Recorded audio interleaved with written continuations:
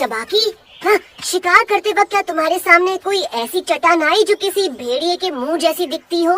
तुम उसके बारे में क्यों जानना चाहते हो? इस खेल की वजह से जो बलू ने शुरू किया है, वो चट्टान ढूंढनी है इससे पहले कि सूरज ढल जाए। हमें अंत में एक सरप्राइज मिल सकता है। एक सरप्राइज? मैं तुम्हारे साथ आता हूँ। तुमने कहा भेड़िए के सर जैसा, इससे मुझे कुछ याद आ रहा है। मुझे इस खेल के बारे में कुछ और बताओ।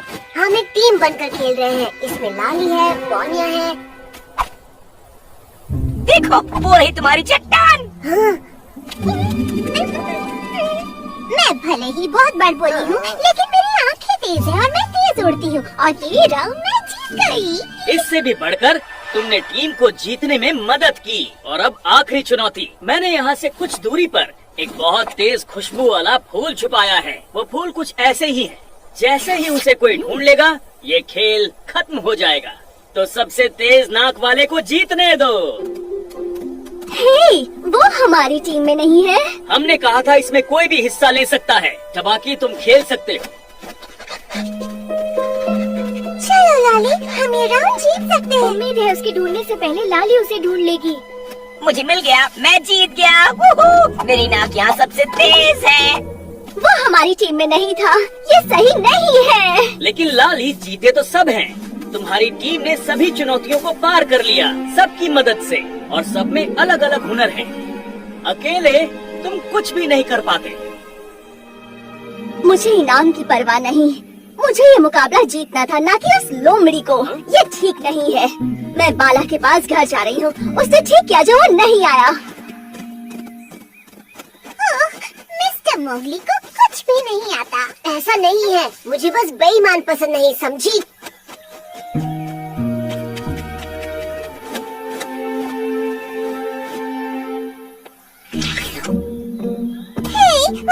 मैंने जीते हैं। अगर मैं नहीं होता तो किसी को कुछ भी नहीं मिलता। सुनो मक्खन के गोले, मेरी बदौलत तुम यहाँ बैठे हो। खेल कब का खत्म हो जाता अगर मैं रेस नहीं जीतता। मैंने 2 चुनौतियाँ पार की। इस फल में मेरा हिस्सा तुमसे दुगना है। बस बहुत हुआ। तुम सबको कुछ भी समझ में नहीं आया। तुम जीते क्योंकि सबने अच्छा खेला। अगर अकेले इन चुनौतियों का मुकाबला करने को कहा जाता, जिनमें अलग अलग ताकतों की जरूरत है, तो तुम में से कोई भी इस खेल को जीत नहीं पाता। अच्छा मजाक है, किसी काम की नहीं हो।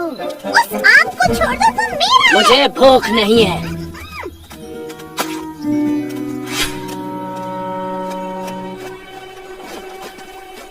मैंने आपसे कहा था ना कि वो अपने दोस्तों से दूर बिल्कुल अकेला होगा। बचाओ, कोई बचाओ। चलो दोस्तों, जल्दी, मोगली खतरे में है। और जोर से चिल्लाओ इंसान के बच्चे। तुम्हारे दोस्तों तक आवाज कभी नहीं जाएगी।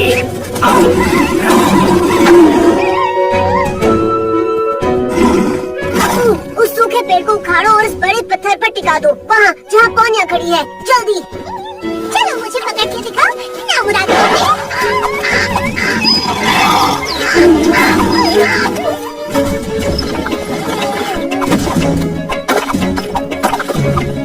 इसे पकड़ो बेवकूफ।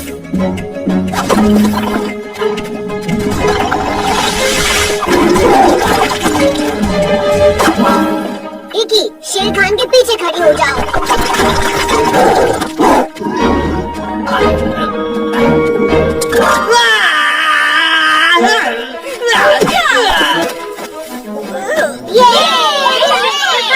हमने उन्हें हरा दिया।